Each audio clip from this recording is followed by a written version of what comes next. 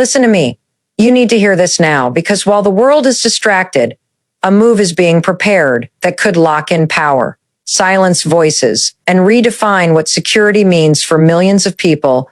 A U.S. general in charge of Gaza's security. That's not a detail.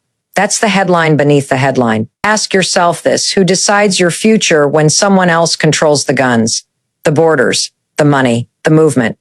This isn't just about Gaza. It's about how power is exercised in the modern world, how crises are managed, and how control is justified in the language of stability. What happens here sets a precedent everywhere. This is urgent. This is structural. And it's happening fast. Stay with me, because I'm going to show you why this decision reshapes politics, economics, and daily life before a single vote is cast, who gains control, who loses agency, and why the first move tells you exactly how this ends. It starts with one fact you cannot ignore: a U.S. general in charge means American command over Gaza's security core. U.S. general in charge means American command over Gaza's security core.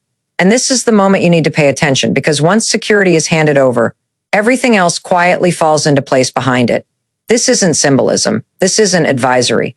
This is command authority, the most powerful lever in any conflict zone.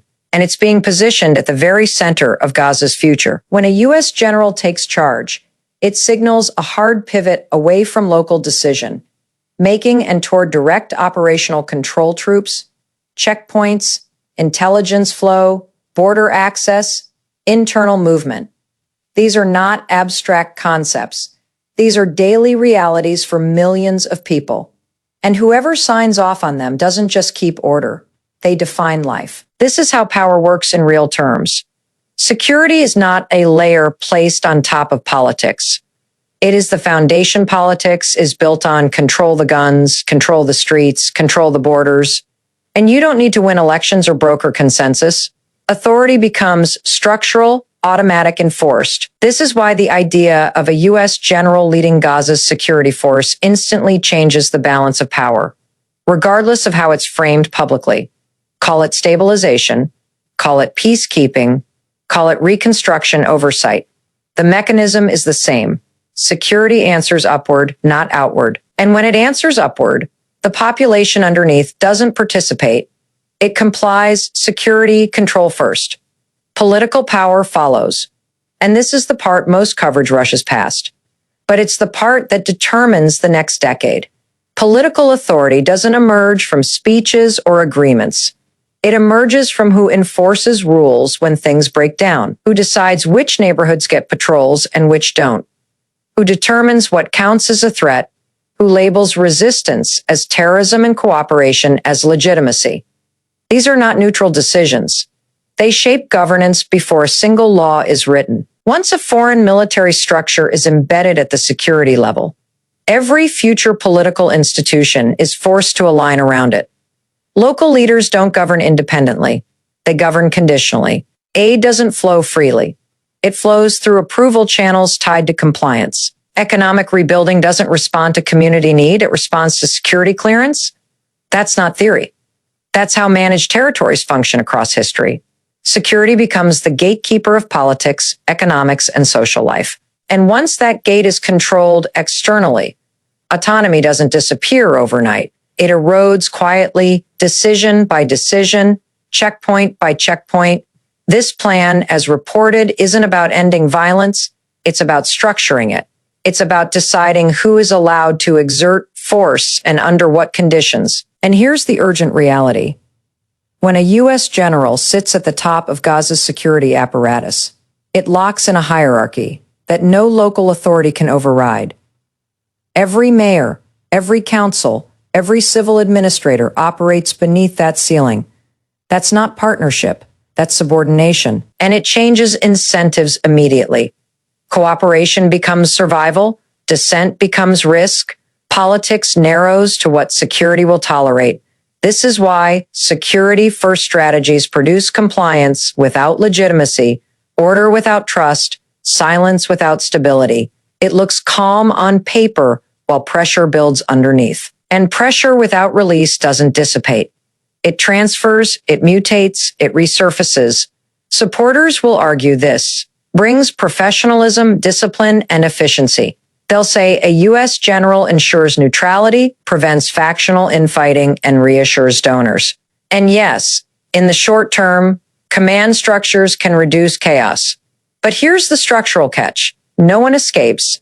Military command is not designed to cultivate democratic agency. It's designed to eliminate uncertainty. When uncertainty is eliminated from politics, so is participation. People stop believing their voice matters because it doesn't change outcomes. Decisions arrive fully formed, enforced by authority that cannot be voted out or negotiated with. Over time, governance becomes something done to people, not with them. That's the trade-off embedded in this move, whether acknowledged or not. The economic implications follow immediately. Security leadership determines which companies get reconstruction contracts, which labor is approved, which imports pass inspection, which exports are allowed to move. Money flows where security permits it to flow. Jobs appear where security deems them safe. Investment avoids areas marked unstable by the very force tasked with defining stability. This creates a feedback loop. Security judgments shape economic opportunity. Economic scarcity reinforces dependence on security approval. Political leaders who want resources must demonstrate alignment. Communities that resist find themselves isolated. This isn't coercion with tanks. It's coercion with permits, funding delays, and access restrictions. It's quieter, cleaner, and far more durable. Internationally, this move redraws accountability. When security is local, failures are internal. When security is foreign-led, failures become geopolitical. Every incident, every civilian harm, every escalation points upward. Responsibility doesn't diffuse, it concentrates. That invites legal scrutiny, diplomatic pressure, and strategic risk. But it also entrenches presence because withdrawal becomes framed as abandonment. Once you're in charge of security, leaving looks irresponsible. So temporary measures harden into long-term arrangements. What begins as stabilization quietly becomes administration. And administration, once normalized, resists reversal. This is why the phrase security force is doing so much work here. It sounds technical, it sounds limited, but security is the spine of governance. Attach that spine to a foreign command, and the body moves accordingly. Local political processes become ornamental, present but constrained. Elections, councils, negotiations continue, but within boundaries already set. This is management, not self-determination. It's control without annexation, influence without formal occupation language. And it's effective precisely because it avoids dramatic declarations. No flags raised, no borders redrawn, just authority embedded where it matters most.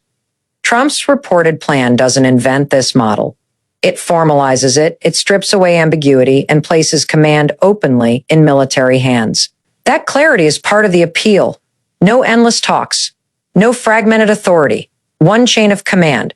And that's exactly why it alarms critics who understand how power actually functions. Because once security is centralized under a U.S. general, every future conversation about Gaza's political future starts from a position of imbalance. Negotiations don't happen between equals. They happen between administrators and subjects. And even well-intentioned administrators cannot substitute for legitimate self-rule. The immediate news hook is the appointment itself. The deeper story is what it sets in motion. Security-first governance reorders priorities. Humanitarian concerns become operational variables. Political aspirations become secondary to risk assessments. Economic life becomes conditional on calm, and calm, when defined by force rather than consent, is always provisional. It holds until it doesn't. History is full of managed territories that looked stable right up until the moment they weren't. Because stability imposed from above doesn't resolve grievances. It reorganizes them, pushes them underground, delays their expression while increasing their intensity. Right now, this plan exists at the level of intent, but intent matters. It signals how decision makers see the problem and what tools they trust to solve it. Choosing a general signals faith in command over compromise, control over collaboration, structure over spontaneity. And once that signal is sent, actors on the ground adjust accordingly. Local leaders calculate alignment.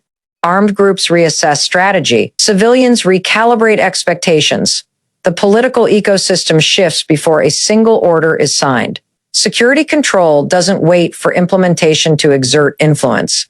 It begins shaping behavior the moment it becomes credible. And that influence moves fastest where people have the least room to maneuver, where daily life already depends on permissions, where uncertainty is constant and authority, even distant authority, reshapes choices minute by minute, neighborhood by neighborhood. As people learn very quickly what kind of future is being constructed around them and what kind of future is quietly being taken off the table, military leadership replaces local governance structures. And that shift is not cosmetic. It is foundational. Because the moment command authority moves into uniformed hands, civilian decision making becomes secondary by design. This is how crisis governance works. Speed over debate, orders over consent, enforcement over legitimacy. Local councils, civil administrators, and community leaders don't disappear, but they are boxed in, operating inside limits set by security commanders whose mandate is control, not representation. Every permit, movement approval, and public gathering becomes a security question first and a civic matter second. The result is governance by clearance, not by choice, where political life continues in form but not in power. Post-war stability, built on force, not consent, follows immediately, and it arrives wearing the language of calm while carrying the mechanics of pressure. Guns off the streets can quiet violence, but they cannot produce trust. And trust is what sustains peace when cameras leave. Stability enforced from above freezes conflict, rather than resolving it, pushing anger underground, and rewarding compliance over participation. People adapt outwardly while disengaging inwardly. And that disengagement hollows out society. What looks orderly becomes brittle. Because when stability depends on force, it lasts only as long as force is present. And the moment that pressure shifts, everything it was holding down rushes back to the surface. Reconstruction money, tied to security obedience, reshapes Gaza's future before the first brick is laid, because funding does not arrive neutrally. It arrives with conditions enforced by those holding the security keys.